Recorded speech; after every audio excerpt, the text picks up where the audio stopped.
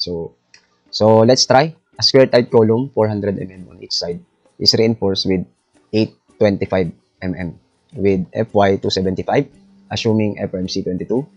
Determine the ultimate axial load capacity of the column. So, magsimplihan pa lang muna natin. So, kailangan natin yung formula natin. So, yung ating ultimate axial load capacity of this column will be calculated using this tied column. So, sabi niya kasi, tied column, at saka sinabi niya, 400 mm on each side. So, square ito. So, kunin mo muna yung PO. So, ang pinaka-formula talaga natin, gusto natin PU, tapos reduction, tapos, di ba, tied column, so 0.8, so PO.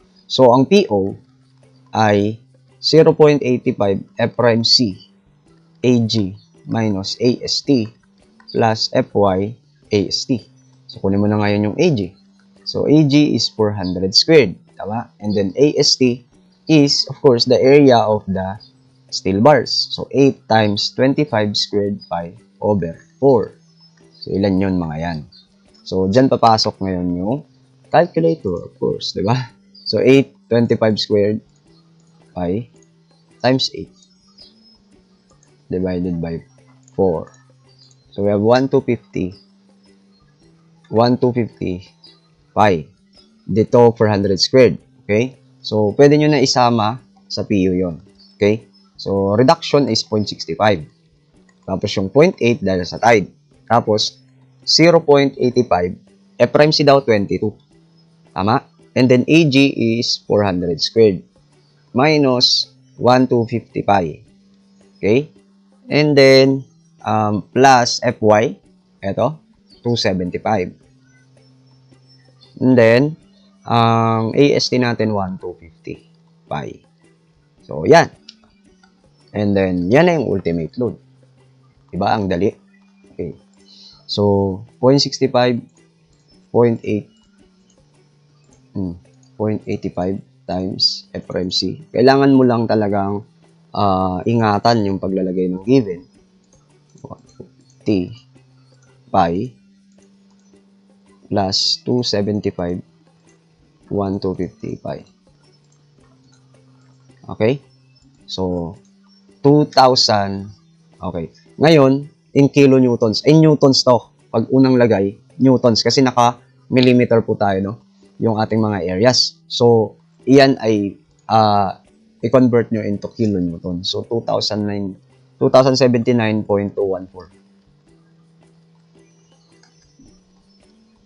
Okay? Okay. Sumakto pa, no? 214, no? Okay. Am I real? Oh, di ba yan? 214. So, yan. So, PU. Tapos, yan yung axial capacity ng square column. Ngayon, kapag may actual load ka, nag-ano ka, no? Halimbawa, nag-solve ka ng column. Ang column daw na yan ay ganito. Okay, halimbawa, sinusuportahan ng dalawang column yung beam mo na may uniform load, halimbawa. So, ano reaction dyan? So, papatong ngayon doon sa column. Halimbawa, ang lumabas ay actual na reaction. So, pag nanguha ka ng reaction doon sa beam, halimbawa, 1,050 kilonewton, yan na ngayon yung magiging actual mo load para sa column. Okay? Tama ba? So, ibig sabihin, yung P actual mo, maliit. Ibig sabihin, kaya ng ultimate load. Kaya ng capacity niya. Ito ang capacity niya, ito yung binubuhat niya. Intindihan? Okay, number 2. Calculate the ultimate axial capacity of the round naman spiral column having a diameter of 400 reinforced. Okay. So, apply naman natin kapag bilog. So, ito po yung formula naman. O, di ba? Ang papalitan mo lang actually yung 0.85. Tsaka, of course, kung ano yung mga given na ito. So, dali lang, no? So, PU, reduction, 0.85 PO. Di ba? So, PU, reduction niya ngayon ay 0.75 na. Di ba? Tapos, 0.85 dahil spiral. And then, 0.85 F'C. Ano yung F'C? 24. Ano yung AG? Ano yung AG natin? AG. Yun, no? Diameter 400. So, bilog yun. Bilog yung AG natin. Pi times 400 squared over 4. Bilog yung AG natin. Minus AST. 6 na 20 squared pi over 4. Okay? Yun na yun. And then minus Plus pala, plus. Okay? Fy, ano yung Fy natin? Fy is 276.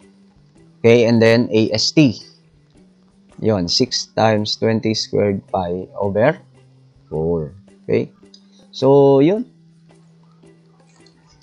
Madali lang. Okay? Madali lang kung ganyan. Yan. So, 0.85 palitan mo lang. And then, ito, 0.75. Tapos, 0.85 ng FRMC 24 po ito. Tapos, ito, magiging 400 squared pi. So, pwede kayong initially, solve yung AG, no? Dinidiretso ko lang para hindi na tayo mag-ulit-ulit. So, 6 times 20 squared pi over 4.